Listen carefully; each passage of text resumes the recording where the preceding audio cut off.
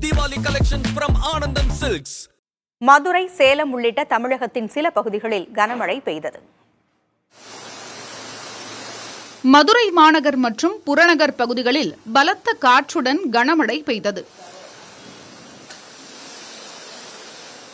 Anna Nagar, K நகர், தெப்பக்குளம், கோரிப்பாளையம் உள்ளிட்ட பகுதிகளில் பலத்த காற்றுடன் கனமழை பெய்தது. இதன் காரணமாக ஒரு சில இடங்களில் மரங்கள் சாய்ந்து விழுந்தன. அங்கன்வாடி மைய சுற்றுச்சுவர் இடிந்து விழுந்தது. சேலம் மாவட்டம் ஆத்தூர், மேட்டூர் சுற்றுவட்டார பகுதிகளில் பலத்த காற்றுடன் மழை பெய்தது. தாழ்வான பகுதிகளிலும் சாலைகளிலும் மழைநீர் தேங்கியதால் இயல்பு வாழ்க்கை முற்றிலும் பாதிக்கப்பட்டது. ஈரோட்டில் பலத்த காற்றுடன் கனமழை பெய்தது. வீரப்பன் சத்திரம், PS பார்க், கொல்லம்பாளையம் உள்ளிட்ட பகுதிகளில் மழை பெய்துள்ளது. பிரப் சாலையில் சாக்கடையில் அடைப்பு ஏற்பட்டு கழிவு நீருடன் மழைநீர் கலந்ததால் மக்கள் அவதிக்கு உள்ளாகினர். கன்னியாகுமரி மாவட்டத்தின் ஒரு சில பகுதிகளில் பரவலாக மழை பெய்தது.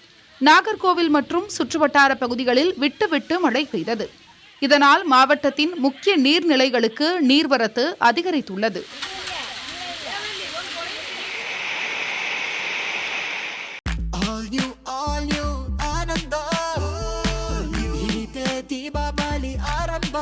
All new Diwali collections from Anandam Silks.